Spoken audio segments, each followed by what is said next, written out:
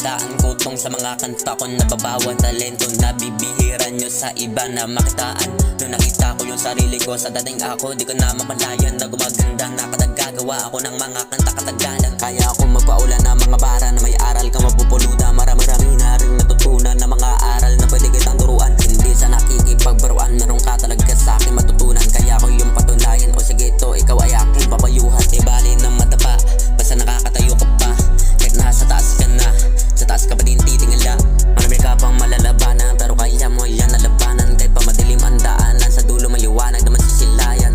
O diba, kaya ko din nagawin, kasi ilang beses ko na to nagawa rin.